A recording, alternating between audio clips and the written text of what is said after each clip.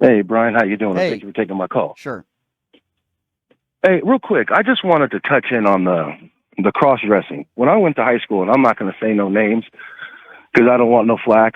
When I went to high school, my math teacher and my history teacher, well, he would dress like a woman. Okay. Those are two of the subjects I'm the best at. He made the class fun. He made the class interesting. He made the class intriguing. And I don't understand how people think just because somebody doesn't wear penny loafers, they prefer to wear a blouse, can't teach your children. I just don't understand that. Why do you think they do that? Why do you think they attack somebody who, for example, is a cross-dresser or somebody who is transgender or somebody who might be gay? Why do you think so many on the far right mock people like one of your teachers back when you were in high school? Why do you think that is? Because it seems to me, and this is just my personal opinion, Brian, that these people are very unhappy, very angry, and very upset. When I look at people who cross dress or homosexuals, whatever they want to say, because they can live their life, they seem happy. They seem jovial. They're enjoying their life. They're not letting nothing slow them down. Misery loves company. You're so right. By the way, the word gay means happy. Let's just call it for what it Exactly. is. I'm happy all the time. Yeah, listen, I was raised very differently than some of these MAGA deplorables. For example, I was raised to respect people regardless of whether they might look different from you, their sexuality might be different than you. And more importantly, this doesn't affect us in a negative way. Gay people don't affect me in a negative way. Transgenders don't affect me in a negative way. In fact, I'll be honest with you. I struggle sometimes with fashion and dressing, and I've had people who happen to be gay who have done a very good job in helping me in that category. Listen, the bottom line here is this: it comes down to bigotry, right?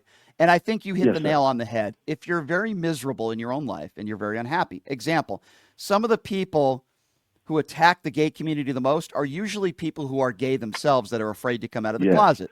The people, Thank you. the Thank you. Thank you. absolutely, as some of the most religious people are some of the biggest sinners. The evangelical right predominantly supports Donald Trump, a man who's cheated on every woman he's ever had, a guy who has gone into teenage locker rooms for sexual reasons. He admitted that. Somebody who is a 34 count felon. Bragged about it, Brian. Bragged Exactly. about it. He bragged about it. You're absolutely right. But they're worried about transgenders going into bathrooms, yet they voted for a guy who wanted to look at a bunch of 14 and 15-year-old teenage girls naked. These are some of the biggest hypocrites in the world. They are very unhappy with their own lives, and they want to blame Democrats and liberals and people who are gay and trans people for all the issues that they have in their life. They are despicable human beings. They are some of the dumbest people that America has to offer, and I will continue to call them out every single day.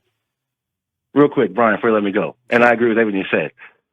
I think that it's hard to say ignore it. You know how you're raised, like if you ignore it, it goes away. I think what we have to do is we have to document, pay attention, and vote.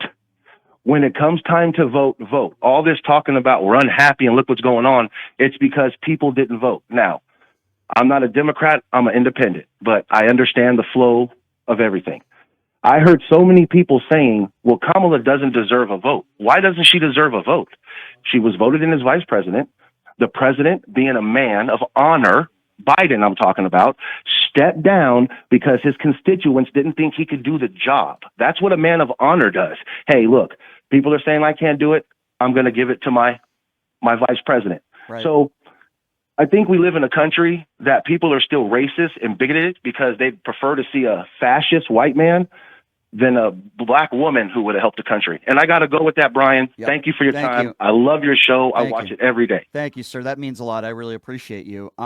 To kind of piggyback on what you just said, the bottom line is that there are a lot of people in this country that did not vote for Kamala Harris because she's a woman. Now they'll make excuses.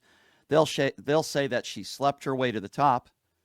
They'll say that she, they'll make fun of her cackle, but they won't come up with anything credible if you notice. But they'll just make the argument that she's not intelligent. They'll make the argument that she slept her way to the top, which, by the way, is not true. Duly elected twice in San Francisco with the highest job that an attorney could ever have. Then she was elected to be a senator. Joe Biden picked her as his vice president. Last I checked, they won. They won the ticket. Now, it would have been nice if Joe Biden stepped aside earlier. It would have been nice if Kamala had a little bit more time to introduce herself to the American people as a presidential candidate. That didn't happen. We understand that. But make no mistake about it.